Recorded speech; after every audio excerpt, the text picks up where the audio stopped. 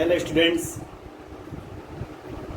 आज हम लेकर आए हैं पार्ट थर्ड में लाइसोसोम्स के ओरिजिन या बायोजेनेसिस और लाइसोसोम के मेजर फंक्शंस। बात करते हैं सबसे पहले लाइसोसोम के ओरिजिन या बायोजेनेसिस, अर्थात लाइसोसोम की उत्पत्ति के बारे में अगर डिस्कस किया जाए तो लाइसोसोम की उत्पत्ति 3 कारकों से मानी जाती है या 3 ऐसे फैक्टर है जिनसे लाइसोसोम की उत्पत्ति मानी जाती है। सबसे पहले बात करें एक्स्ट्रा सेल्यूलर ओरिजिन।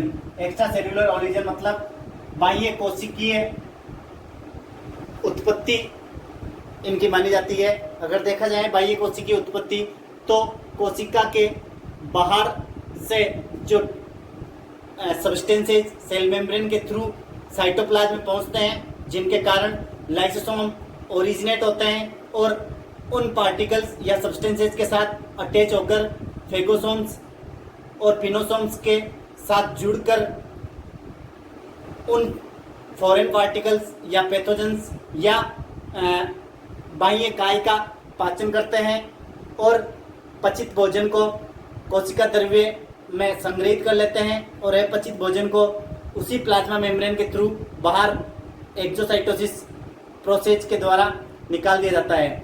तो हम कह सकते हैं कि लाइसोसोम के ओरिजिन या उत्पत्ति में एक्स्ट्रा सेलुलर ओरिजिन भी महत्वपूर्ण रोल निभाता है, अर्थात कोशिका से बाहर से जो आने वाले सब्सटेंसेज है वो लाइसोसोम की ओरिजिन या उत्पत्ति के लिए आवश्यक होते हैं या आप कह सकते हैं कि सहायक होते हैं। सेकंड बात करें फ्रॉम गोल्जी बॉडीज, ये इंपॉर्टेंट है और सामान्यतः गोल्जी बॉडी से ही लाइसोसोम की उत्पत्ति मानी जाती है। गोल्जी काय से लाइसोसोम की उत्पत्ति की तो ये एक सर्वमान्य और प्रचलित तथ्य है कि लाइसोसोम की उत्पत्ति गोल्जी काय से होती है। क्यों? क्योंकि गोल्जी काय भी मेम्ब्रेनस स्ट्रक्चर है और लाइसोसोम भी मेम्ब्रेनस स्ट्रक्चर है। गोल्जी काय आप सब जानते हैं, इनका प्रमुख कार्य सीक्रेशन होता है, स्रावण होता है। तो गोल्जी काय की जो सिस्टर्नी होती है, उन सिस्टर्नी में विभिन्न प्रकार के प्रोटीन्स, अमीनो एसिड,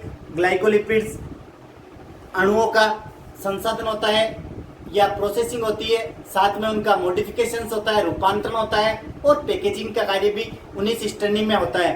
तो सिस्टर्नी से जब ये सब्सटेंसेज पैकेजिंग होने के पश्चात छोटे छोटे वेसाइकल्स या आयशों में रिलीज कर दिए जाते हैं और उन आयशों से इन लाइसोसोम की उत्पत्ति होती है।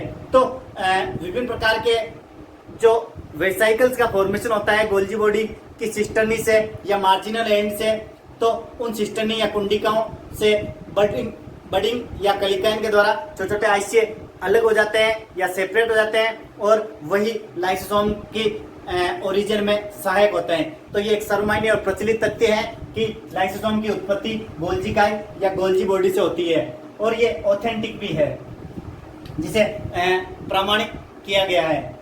नेक्स्ट बात करें फ्रॉम एंडोप्लाज्मिक रेटिकुलम।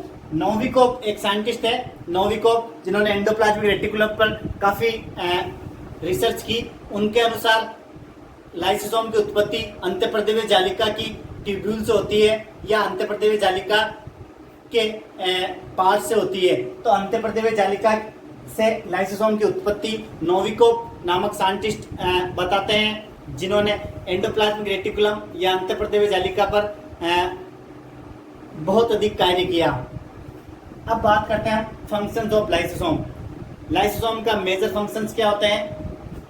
सबसे पहले बात करें फंक्शंस की तो फर्स्ट या पहले कार्य की बात करें तो ये एक्स्ट्रा सेल्यूलर डाइजेशन में हेल्पफुल करते हैं, अर्थात बाह्य कोशिकीय पाचन में सहायक होते हैं। अब आप कह सकते हो सर अंतःकोशिकीय पाचन तो समझ में आता है, लाइसोसोम का मेजर फंक्शन है, बाह्य कोशिकीय पाचन कैसे होता है? तो प्रीवियस वीडियो में हमने डिस्कस किया था कि सेल मेम्ब्रेन के थ्रू इन्वेजिनेशन के होकर फॉरेन पार्टिकल या बाह्य काय कोशिका कला में प्रवेश करते हैं और पाचन होने के पश्चात जो शेष अपचित भोज्य पदार्थ रह जाते हैं, चाहे वो ठोस पार्टिकल हो चाहे तरल पदार्थ हो, वो एक्सोसाइटोसिस से सेल मेम्ब्रेन से ही वापस बाहर रिलीज कर दिए जाते हैं। तो जब सेल मेम्ब्रेन से वो इनडाइजेस्ट पार्टिकल्स बाहर रिलीज कर दिए जाते हैं तो उनके साथ लाइसोसोम के विभिन्न हाइड्रोलाइटिक एंजाइम्स भी बाहर रिलीज हो जाते हैं और इनके कारण सेल के बाहर भी ये विभिन्न प्रकार की क्रियाओं में भाग लेते हैं और डाइजेशन में हेल्प करते हैं। तो आप कह सकते हैं कि कोशिका के भीतर पाचन करने का तो महत्वपूर्ण कार्य है ही, साथ ही कोशिका के बाहर भी ये पाचन करने का कार्य करते हैं।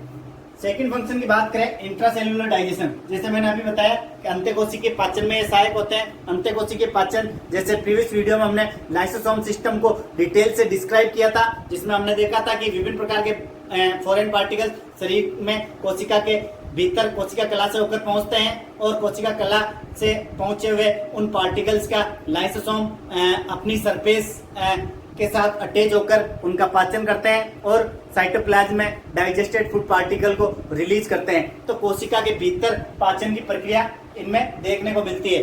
फॉरेन पार्टिकल्स के अलावा भी कुछ एनिमल्स में, जो कि जैसे हम बात करें प्रोटोजोन एनिमल्स में, अमीबा में डाइजेशन जो देखा जाता है वो फूड वैक्यूल्स की फॉर्म में देखा जाता है, तो वो भी एक तरह से इंट्रासेल्युलर डाइजेशन है। इसके अलावा हाइड्रा में भी इंट्रासेल्युलर डाइजेशन देखने को मिलता है। तो प्रोटोजोआ और सिलेंट्रेटा जंतुओं में इंट्रासेल्युलर डाइजेशन होता है, जिनमें प्रमुख योगदान लाइसोसोम का होता है। नेक्स्ट बात करें ऑटोफेजी, जो कि लाइसोसोम का एक प्रकार है। पॉलीमॉर्फिज्म ऑफ लाइसोसोम में हमने पढ़ा था कि लाइसोसोम सेल के भीतर उपस्थित कोशिकांगों का ही भक्षण कर लेता है, जिनके कारण इसे सुसाइडल बेग भी कहते हैं। क्यों? क्योंकि जब कोशिका में ऊर्जा की कमी होती है तो ये अन्य कोशिकांगों का पाचन करके कोशिका को ऊर्जा प्रोवाइड कराते हैं। अतः आप कह सकते हैं कि ये कोशिका के भीतर उपस्थित कोशिकांगों को ही निगल जाते हैं या उनका ही भक्षण कर लेते हैं, अर्थात स्वभक्षण की प्रक्रिया इनमें देखने को मिलती है। और ये अपने एंजाइमों या किण्वकों की सहायता से उन कोशिकांगों का या सब्सटेंसेज का भी पाचन कर देते हैं। तो ऑटोफेजी कंडीशन भी इनमें देखने को मिलती है। इनके अलावा रिमूवल ऑफ डेड सेल्स, कुछ जो डेड सेल्स होती है, मर्द कोशिकाएं होती है, या जो एजिंग सेल्स होती है या ओल्ड सेल्स होती है, जिनका कोई विशेष कार्य सेल के भीतर नहीं रह पाता है या बॉडी के भीतर नहीं रह पाता है, तो बॉडी में से ऐसी सेल्स को या ऑर्गन में से ऐसी सेल्स को या टिश्यू में से ऐसी कोशिकाओं को जिनकी कार्य करने की एफिशिएंसी कम हो चुकी होती है या फिजियोलॉजिकली वो पोटेंसी कम शो करती हो, ऐसी कोशिकाओं को ये रिमूव करने का कार्य भी करते हैं, अर्थात उनका पाचन करके उनको सेल से बाहर रिमूव कर देते हैं। अतः इन्हें आप कह सकते हैं कि ये कोशिका के भीतर व्यवस्था बनाने का कार्य भी करते हैं, अतः इन्हें डिस्पोजल बेग भी कहते हैं। नेक्स्ट बात करें इनफर्टिलाइजेशन। निषेचन में भी लाइसोसोम्स के एंजाइमों की प्रमुख भूमिका होती है।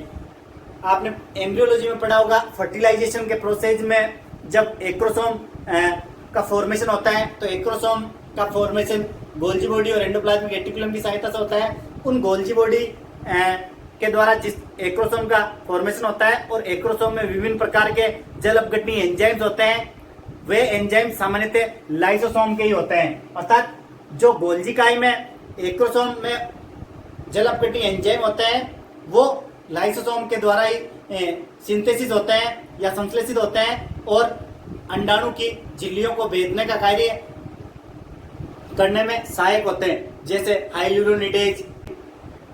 ये सारे एंजाइम हाइड्रोलाइटिक एंजाइम्स हैं जिनका सिंथेसिस लाइसोसोम से ही होता है। इनके अलावा रिलीज ऑफ हार्मोन्स, कुछ ऐसी ग्लैंड्स होती है जैसे थायराइड ग्लैंड्स।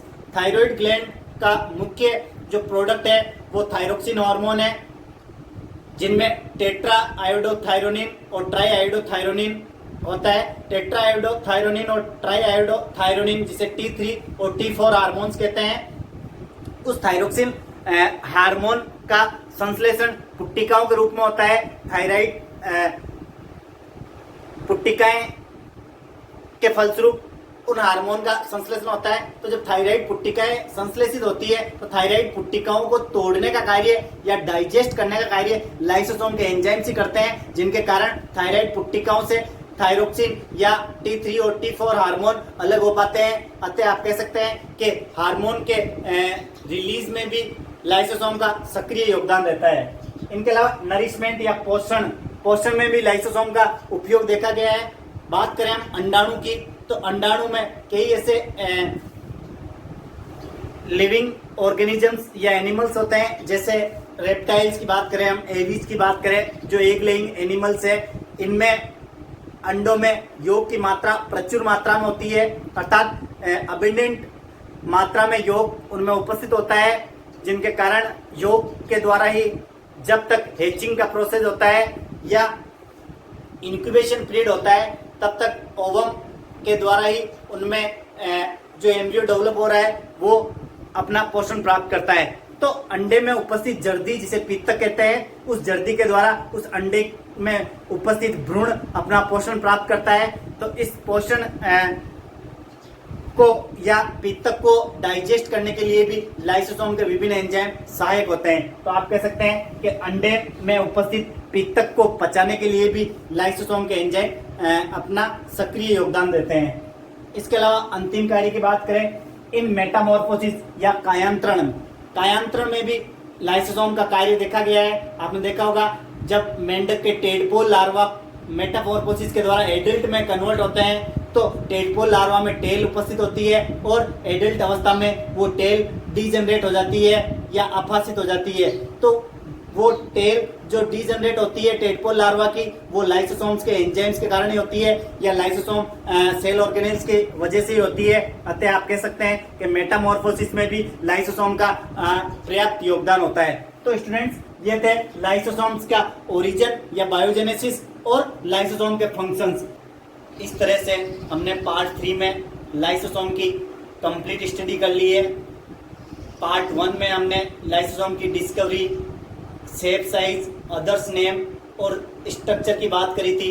पार्ट 2 में हमने प्रीवियस वीडियो में लाइसोसोम की बहुरूपता या पॉलीमॉर्फिज्म की बात करी थी।